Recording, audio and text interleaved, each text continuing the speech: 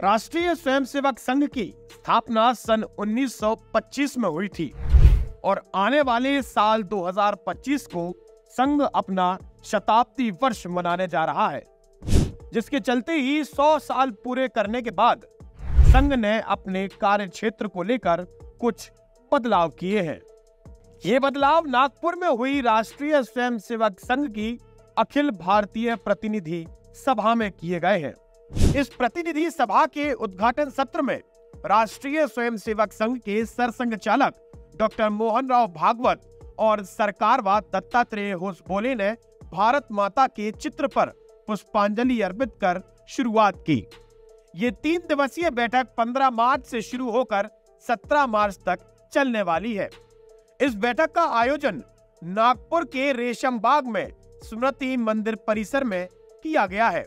इस बैठक में देश के 45 प्रांतों से लगभग 1,500 से ज्यादा कार्यकर्ता मौजूद हैं। इस बैठक के दौरान राष्ट्रीय स्वयंसेवक संघ के सह सरकारवाद डॉक्टर मनमोहन वैद्य ने प्रेस कॉन्फ्रेंस में संघ में हुए सारे के सारे बदलावों को एक एक करके बताया है।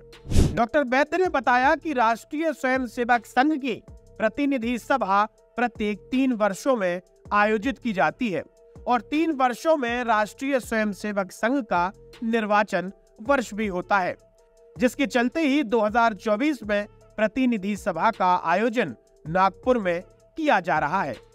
साथ ही प्रेस कॉन्फ्रेंस में बताया गया कि संघ देश के लगभग 99% जिलों में कार्यरत है। इसके बाद उन्होंने प्रेस के सामने उन आंकड़ों को भी बताया, जिसके बाद ये साफ स्पष्ट नजर आता है कि दिन प्रतिदिन राष्ट्रीय स्वयंसेवक संघ का विस्तार बड़ी तेजी से हो रहा है। इसी के साथ डॉक्टर मनमोहन वैद्य ने बताया कि राष्ट्रीय स्वयंसेवक संघ के विस्तार कार्य में मातृशक्ति का भी अहम योगदान है, जो दिन प्रतिदिन लगातार बढ़ता जा रहा है। राष्ट्रीय सेविका समिति एवं अलग अलग मातृशक्ति संगठनों द्वारा लगातार संघ कार्य में विस्तार किया जा रहा है, जिसमें पिछले दिनों 44 प्रांतों में 460 महिला सम्मेलन हुए, जिसमें 5,61,000 महिलाओं की सहभागिता रही। प्रेस कॉन्फ्रेंस के दौरान डॉक्टर मनमोहन वैद्य ने बताया कि राष्ट्रीय स्वयंसेवक संघ ने अपने 5 विषयों में परिवर्तन किया है, जिसके चलते ही कुटुंब प्रबोधन, पर्यावरण रक्षा, सामाजिक समरसता और नागरिक कर्तव्य पालन, साथ ही स्वदेशी का आग्रह भी किया है। इसी के साथ साल 2024 में हुए श्री राम लला प्राण प्रतिष्ठा कार्य में अक्षत वितरण अभियान में 5,98,778 गांवों में संपर्क किया गया, जिनमें से 44,98,000 कार्यकर्ता इस अभियान में हिस्सा बने।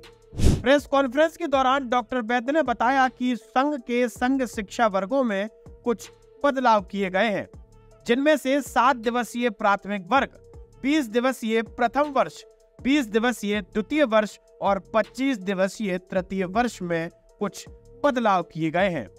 अब किसी भी स्वयंसेवक को प्राथमिक वर्ग करने से पहले 3 दिवसीय प्रारंभिक वर्ग करना अनिवार्य हो गया है, जिसके बाद 15 दिवसीय संघ शिक्षा वर्ग कार्यक्रम होगा। इससे पहले संघ शिक्षा वर्ग प्रथम वर्ष कहा जाता था, जिसकी अवधि 20 दिन होती थी।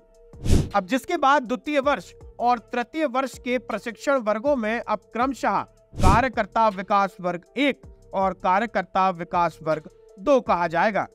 राष्ट्रीय स्वयंसेवक संघ के शताब्दी वर्ष से पहले ये साफ नजर आता है कि किस प्रकार से राष्ट्रीय नहीं बल्कि अंतर्राष्ट्रीय स्तर पर भी राष्ट्रीय स्वयंसेवक संघ ने अपना विस्तार किया है और अब साल 2025 में शताब्दी वर्ष के दौरान कई सारे समयदानी कार्यकर्ता भी इसमें भाग लेंगे।